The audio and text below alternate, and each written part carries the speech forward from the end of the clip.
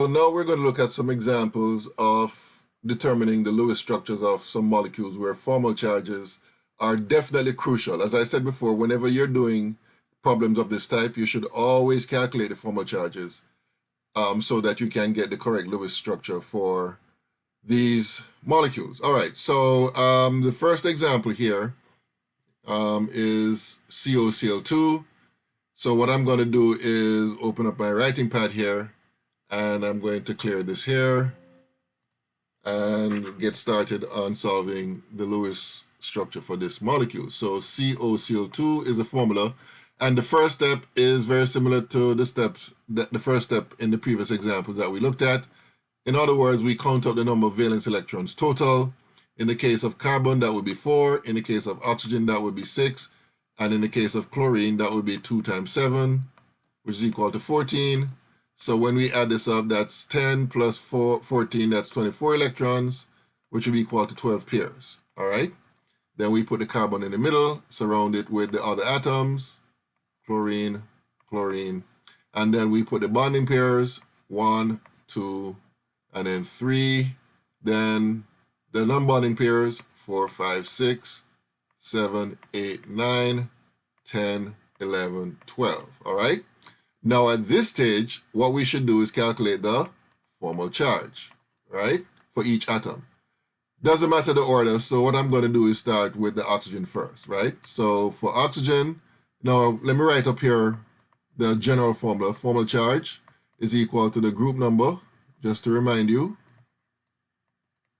minus half the number of bonding electrons minus the number of non-bonding electrons. All right, that's a formula that we'll be working with at this stage, right? So for oxygen, that would be the group number, which is 6, minus half the number of bonding electrons, which would be 2, half of 2, minus the number of non-bonding electrons, which would be 2, 4, 6 electrons, right? And if you work this out, you see that this is equal to minus 1, all right? Then we do the same thing for the chlorines, right? So the calculation for one would be the same as the calculation for the other. So the group number is 7 minus half the number of bonding electron, which would be half of 2, minus the number of non-bonding electron, which would be 6, and this works out to be equal to 0. And then now we get to the carbon. Formal charge of carbon would be equal to group number, which is 4, minus half the number of bonding electron, which is 2, 4, 6, minus the number of non-bonding electrons, which will be 0. And this will work out to be equal to plus 1. So the oxygen here will have a minus 1 formal charge, and the carbon here will have a plus 1 formal charge. Now, whenever we have a situation like this, where one atom, which is negatively charged, is bonded to another atom, which is positively charged, then what will happen is that the oxygen here with its pair of electrons will donate it so that it becomes a bonding pair. All right, so this lone pair becomes a bonding pair being shared between the carbon and the oxygen. So the resulting structure will now have Cl, C, double bond O, single bond Cl with 3 lone pairs. And one thing I want to point out is that because this pair of electron comes down here to form another bond, this negative charge will cancel out this plus charge.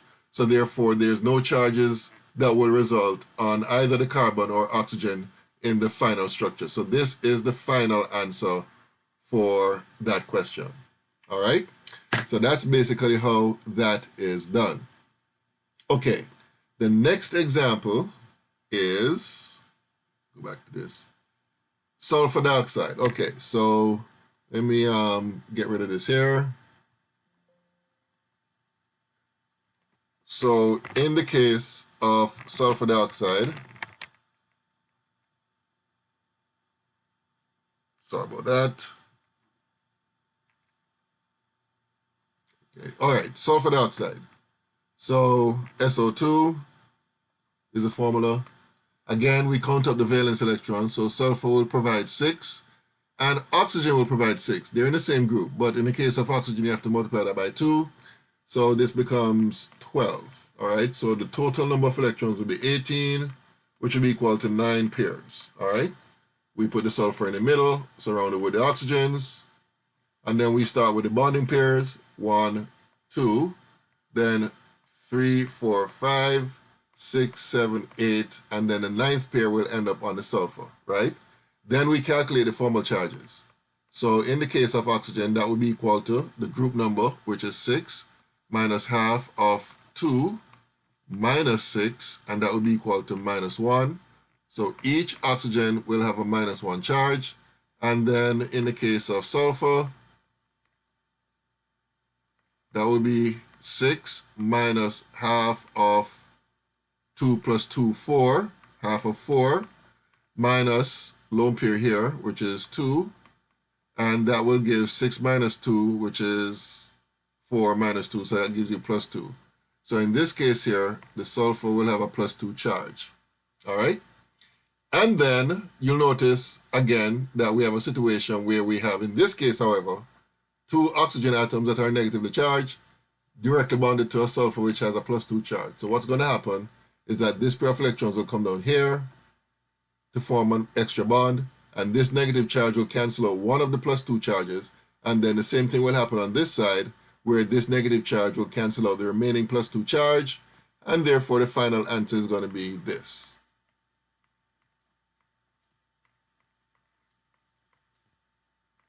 And that's the final answer. The resulting molecule will have no charges. All right? Okay, so that's how that is done. And I think there's one more example that is left, and that is silicon dioxide. So let me go back to removing this here. So in the case of silicon dioxide, the formula is SiO2. Silicon will contribute 4 electrons. Each oxygen will contribute 6 electrons multiplied by 2. So that's 12. So when you add this up, that gives you 16 electrons, which is equal to 8 pairs. All right? And then we put the silicon in the middle, surrounded with the oxygens. And then we start by putting the bonding pairs, 1, 2, then 3, 4, 5, 6, 7, 8. All right, so we have used up all the pairs of electrons possible. So the next step is to calculate the formal charge. Starting with the silicon, that will be the group number, which is 4, minus half of 4, minus 0. So that would be plus 2. And in the case of oxygen, the formal charge of oxygen would be equal to the group number, which is 6, minus half of 2, minus 6 equals to minus 1. So this has minus 1 for the oxygens, and for the silicon, it's plus 2. So this goes here, and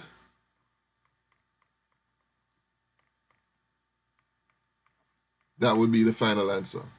All right? Okay, so we're going to stop this video here. And let's see, the next topic is going to be, oh, there's some more examples here. In fact, let me continue with these examples. All right, so it says here you're to write a plausible structure for the nitrate ion and the carbonate ion. All right, so let's do this one. Now this one, the nitrate is one that you have to be careful with, all right? And I'm going to explain why. So the nitrate, that's a formula. Oh, and I should say something here. When it comes to polyatomic ions, like nitrate and carbonate, you're going to see one minor difference, but basically everything else is going to be the same. So let's start off with the nitrate, right? So basically nitrogen is in group 5, so that will contribute 5 electrons. And then oxygen will contribute 6, but there are 3 of them, so I'll give you 18. Now, one thing you have to take into account is the presence of the negative charge. So whenever you have a negative charge, for each negative charge that is present, you need to add an electron. So for this negative charge here, you're going to add 1 more electron to the electrons that are already there, all right? So in this case here, you're going to end up with 24 electrons, which is equal to 12 pairs, all right? So we put the nitrogen in the middle, surrounded with the oxygens, all right?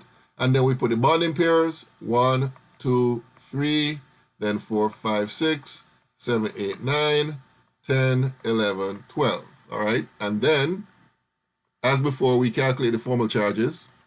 So in the case of nitrogen, the formal charge will be the group number, which is 5, minus half the number of bonding electrons, which will be 2, 4, 6. So half of 6, minus the number of non-bonding electrons, which will be 0. So this will be 5 minus 3, so that'll give it plus 2. So the nitrogen will have a plus 2 charge.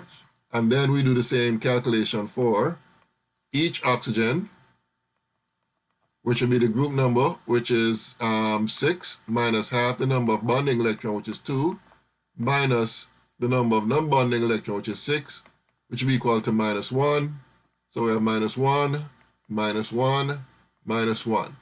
So here we have a situation where we have 3 negatively charged atoms bonded to the central atom, which has a plus 2 charge.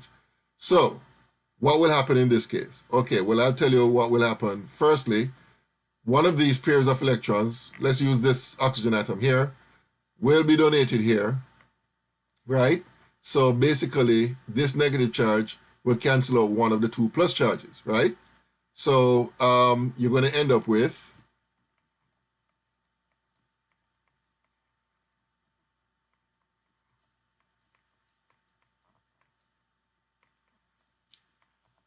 this structure. Now, let me just say that this will be the final answer. Now, one might be wondering, why is it that I do not move another pair of electrons here to form another bond here to cancel out the negative charge with the remaining plus charge? And the answer is that this will give this structure, which will be incorrect. And I'm going to explain why it's incorrect.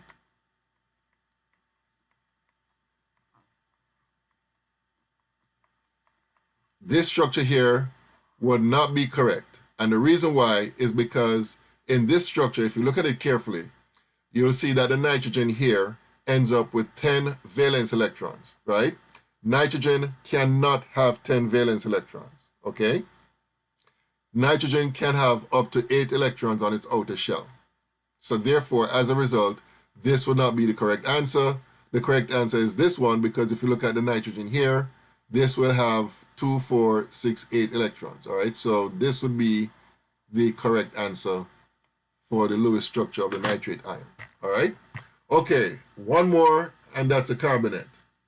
And in this case here,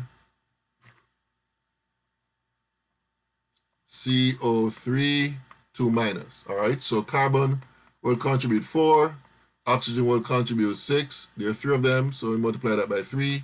So that gives you 18, and then we have a minus 2 charge. And remember we said for each negative charge, you add an electron. So in this case, you're going to add 2 electrons. So the total number of electrons here is 24 electrons, and that will be equal to 12 pairs, all right?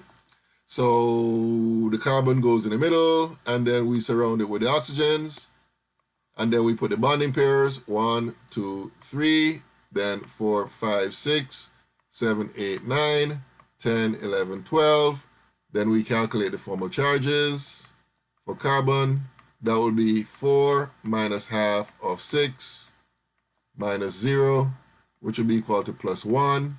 And then in the case of oxygen, that would be 6 minus half of 2 minus 6, which would be equal to minus 1. So the carbon will have a plus 1 charge, and the oxygens will each have a negative charge.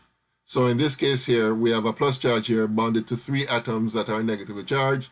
So all that's going to happen is this pair of electron comes down here. That negative charge will cancel out the plus charge. So therefore, the final answer is going to be double bond C, O minus, O minus. And that would be the final answer for the Lewis symbol of the carbonate ion. All right? Okay. So that's, I just thought it was important that we go through some examples so you see how we apply the formal charges to determine the Lewis structure for certain molecules and ions. All right, so we're going to stop here. The next video will deal with polarity and some other issues. All right, until next time.